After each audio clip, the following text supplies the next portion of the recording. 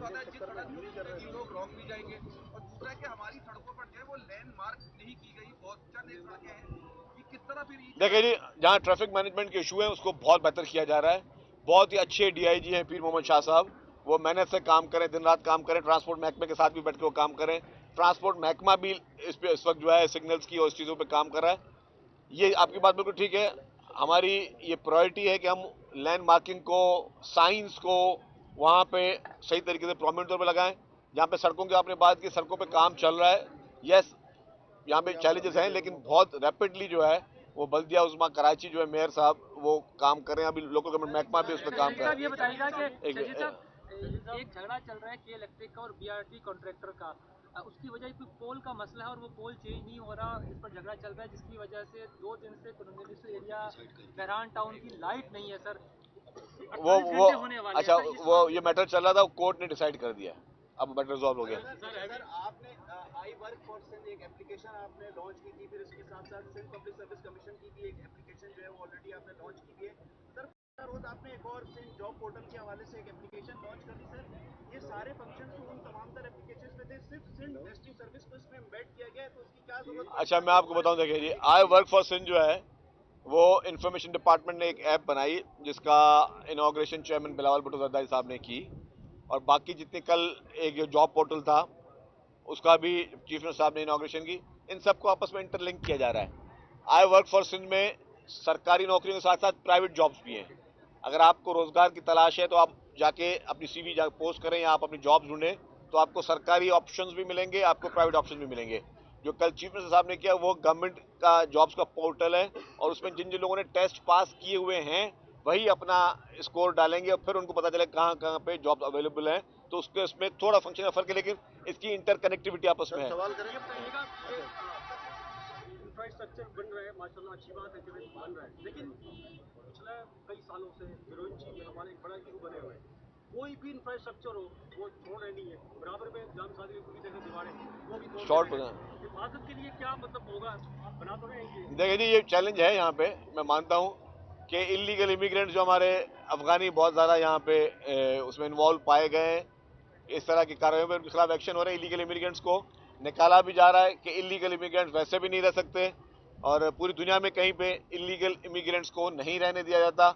हमारे पास जितने भी इलीगल अफगानी बैठे हैं मुझे और बहुत ज़्यादा नज़र आते हैं हर जगह जगह पे, तो उसके लिए हुकूमत जो है वो बहुत सख्त एक्शन भी ले रही है, उनको डिपोर्ट भी किया जा रहा है। अच्छा सर, ये बता दें, जिस जगह पे हम खड़े हैं, ये येलो लाइन प्रोजेक्ट के हवाले से इसकी बड़ी अहमियत है, उसकी प्रोजेक्ट की क्या जो है वो प्रोग्रेस है, क्या अपडेट है? उसके अलावा रेड लाइन का भी थोड़ा सा सर अपडेट दे दें। जी जी, जहाँ तक आपने येलो लाइन की बात की, ये वर्ल्ड बैंक के इश्तराक के साथ करें। वर्ल्ड बैंक के इश्तराक में बहुत सारे प्रोजेक्ट सिंध में चले जा रहे हैं अल्हम्दुलिल्लाह। अच्छा आपने सवाल पूछा।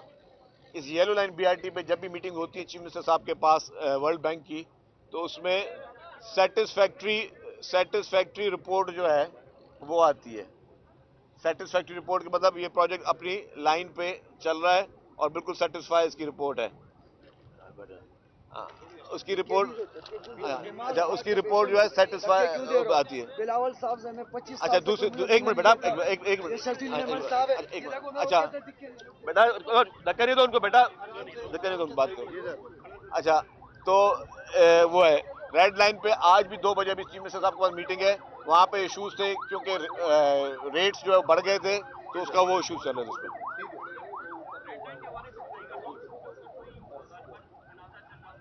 तनाज़े चल रहे हैं जी, लॉट 1 लॉट 2 पे चल रहा है। मैं दोबारा बता दूं आपको भाई, ये दो जो है लॉट 1 लॉट 2, इन दोनों कॉन्ट्रैक्टर ने 2021 में कॉन्ट्रैक्ट्स इनको अवार्ड हुए थे।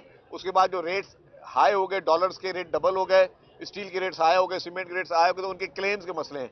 अब वो क्लेम्स जो है उसको हम एक प्रोसीजर के जरिए उनको पे करना चाह रहे हैं। हमारे इस वक्त तनाज़ा चल रहा है उसके साथ, और उम्मीद है कि हम लोग इस हफ्ते के अंदर या 10-15 दिन में उस तनाज़े को रिजॉल्व कर लेंगे ताकि दोनों लॉट्स पे काम दोबारा से रैपिडली शुरू हो सके। सर आप ये बताएं कि अफगानिस्तान जो है वो किसी भी तौर पर मानने के लिए तैयार नहीं है, पाकिस्तान पर वो मुसलसल हमले भी कर रहा है और जो अमन मुआहदे हो रहे हैं उस पर भी वो बार बार कलाबाजियां खा रहा है। अफगानिस्तान का ये रवैया आप कैसे देखते हैं? देखिए जी, आपने बहुत अच्छा सवाल किया। अफगानिस्तान जिसको हमेशा पाकिस्तान ने पलकों पे बिठाया, अफगानिस्तान जिसको हमेशा पाकिस्तान की अवाम ने दिल में बिठाया, वो हमारा ब्रदर मुल्क है। लेकिन अगर वो मुल्क भारत की प्रॉक्सी बनकर पाकिस्तान में दहशतगर्दी करेगा तो पाकिस्तान की फोर्सेस किसी भी सूरत में नहीं बर्दाश्त करेंगी।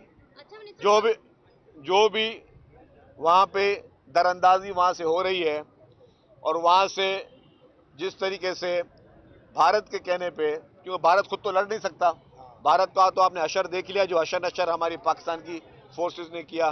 भारत खुद तो लड़ने के काबिल रहा नहीं। अब वो डरपोक भारत अपनी प्रॉक्सीज जो है वो अफगानिस्तान की हुकूमत के जरिए या अफगानिस्तान में मौजूद चंद लोगों के जरिए पाकिस्तान में तालिबान के जरिए वो दहशतगर्दी करवाना चाहता है, जिसको मुंह तोड़ जवाब पाकिस्तान ने दिया है। पाकिस्तान तमाम हमसायों के साथ पुरअमन तरीके से रहना चाहता है, पाकिस्तान तमाम हमसायों के साथ अच्छे ताल्लुकात रखना चाहता है। लेकिन अगर कोई मुल्क पाकिस्तान से पे मैली आंख रखेगा, पाकिस्तान में दहशतगर्दी की नीयत करेगा, तो हमारी फोर्सेस अल्हम्दुलिल्लाह इतनी कैपेसिटी रखती हैं कि उसको मुंह तोड़ जवाब दें। जी मिनिस्टर साहब, जैसा कि सिंध गवर्नमेंट ने अनाउंस किया हुआ है कि कम से कम हुजरत जो है वो 37 से 42,000 होनी चाहिए, लेकिन महकमे ट्रांसपोर्ट की अगर हम बात करें तो येलो लाइन के जो फील्ड स्टाफ है उनकी तरफ से कंप्लेन आ रही है कि उनकी कम से कम सैलरी जो है वो सिर्फ 28 से 29,000 है और वो भी उनको 3-3 महीने ताखिर से मिल रही है।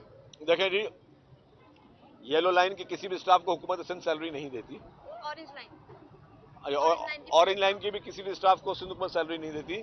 वहां पे मुख्तलिफ कंपोनेंट्स से जो आउटसोर्स किए हुए हैं, उसमें अगर आपकी कुछ शिकायत की जाए, हुकूमत की जिम्मेदारी जरूर है कि हम उसको उस पर एक्शन लें।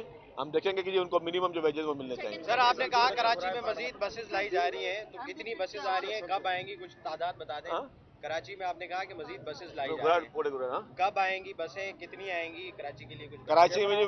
कराची में जी बसेस जो हैं वो अब समझे हर महीने की बुनियाद पर जो है बसेस की ट्रांच आ रही हैं, बसेस को लेकर आएंगे। और अभी 100 बसेस जो हैं और आनी है। उससे पहले ईवी बसेस आनी है, डबल डेकर बसेस आनी है। एक मिनट बात कर ईवी बसेस भी आ रही है, तो इन सब पे जो है और मजीद होगी। Thank you.